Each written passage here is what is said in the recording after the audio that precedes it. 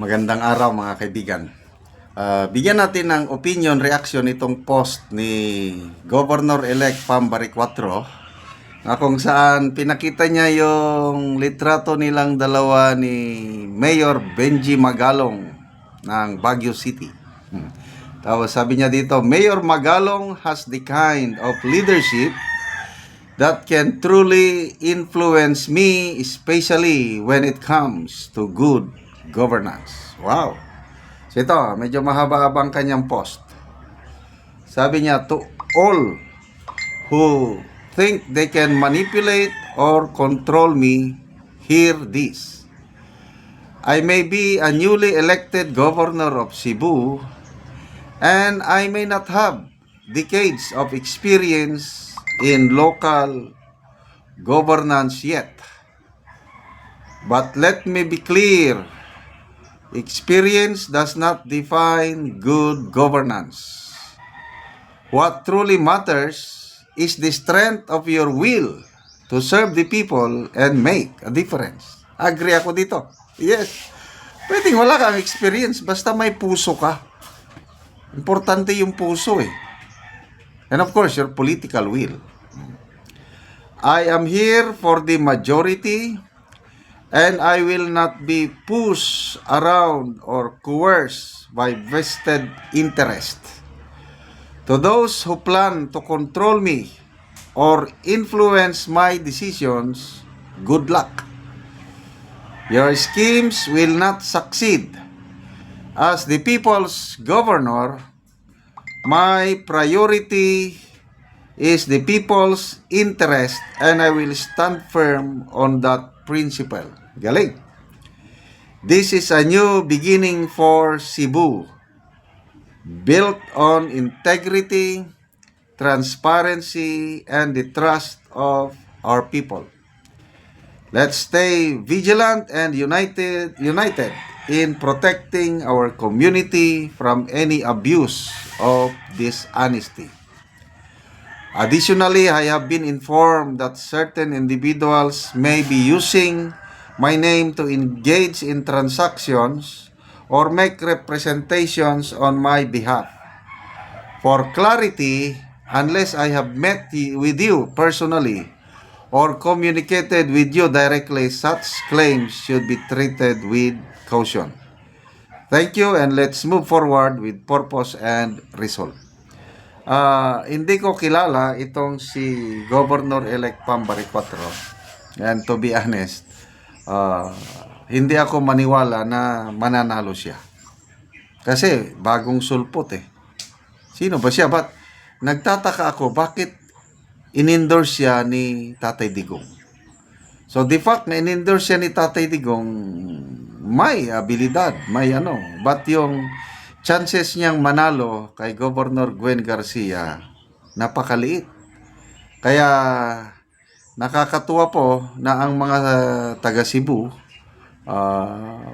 nagsalita, overwhelming 1.1 million ata ang boto niya laban versus kay Gwen Garcia, 700,000 lang.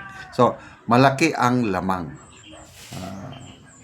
So, ito, hindi pa siya umupo, marami na siyang ginagawa. Ang latest post niya kanina is kinuha niyang food security advisor si dating DE Secretary Manny Piñol, and to me that's a very good move. Siguro mga 2 weeks ago nag-engage na siya sa Manila, mga senators, mga na siya, nagtrabaho na siya kagad, although hindi pa siya formally nakaupo. Then, tapos ito, I don't know kung kailan sila nagkita ni Mayor Magalong. Nice choice yung gagawin siyang, kasi nga aminado siya nga wala pa siyang experience. Ay di, ganun lang. Kumuha ka ng tips sa mga matagal na, ito si Mayor Benji Magalong, proven talagang kitang-kita ko ang pagbabago sa Baguio. Mula nung umupo si Mayor Magalong na mayor. Okay? Palagi akong magbisita sa Baguio, one of my favorite places sa Pilipinas. Grabe, disiplina, good governance talaga ang umiiral sa Baguio City. dahil sa integrity, leadership, everything of Mayor Magalong. So, salamat sa partnership nitong dalawang pillars of good governance. May pag-asa pa po ang Pilipinas with this kind of political leaders. Sana dadami pa ang kagaya nila. Ayan, Magalong, yung mga mayor nga matitino ha. Magalong, Mayor Losi Torres, Ormoc, Mayor Bico Soto sa Pasig. Include na rin natin si Mayor Joy Belmonte ng Quezon City, Mayor Baste Duterte ng Davao. Ang iba, alam ko, marami pa, hindi ko lang masyadong nabasa ang accomplishment. So, Puera de los Benos, may mga politiko talaga na they're serving well. Kaya ito na si Mayor Magalong at salamat sa partnership nila ni Governor-elect Pam Baricuatro. So, yun, yung mga nagsusulisit, huwag kayong maniwala. May nabasa akong post niya na hindi totoo ito, scam ito. Sabi niya. Tapos, ito rin si Governor Gwen Garcia, outgoing governor, may ano ba yung memorandum niya na nagpapaset up ng trust fund para sa mga programa niya na as governor na ayaw niyang mawala. Anyway, pwede kang mag-issue ng memorandum, whatever, as incumbent governor. Kailang pag upo ng bagong governor, ang alam ko, pwede niyang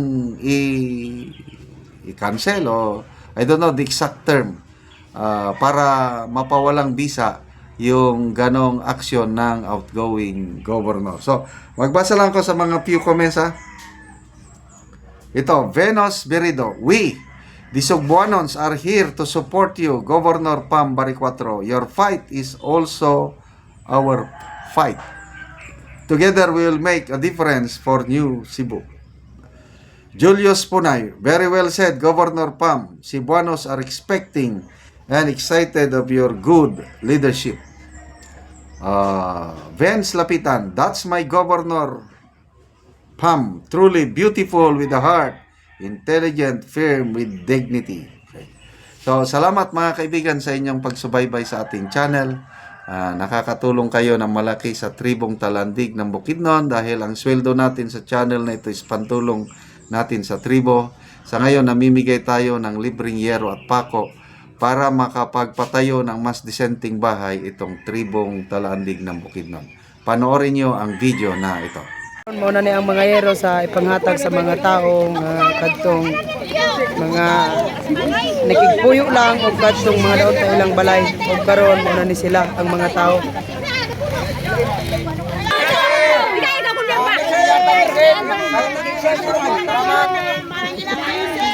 Salamat sila sa bahalag nagaulan. Excited kayo sila nga magkuha sa ilang yero.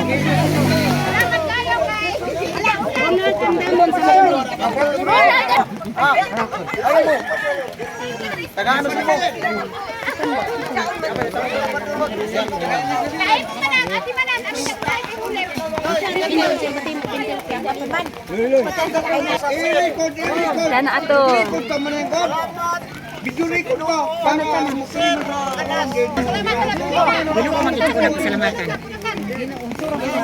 Salamat sa Ginoo.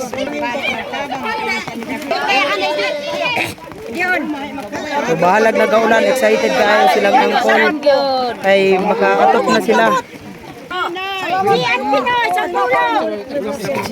May isog ka man. Kunay na yan siya. Ay, tama na yung reserve. Sabaan sila. Oh, tayan eh. Tato na buswangan. Muna ni ang balay ni angkol. Makitain nato nga nangahulog na gani ang uban niya iro data na gid kayo. Og muna ni ang kadako sa buslot sa balay ni angkol.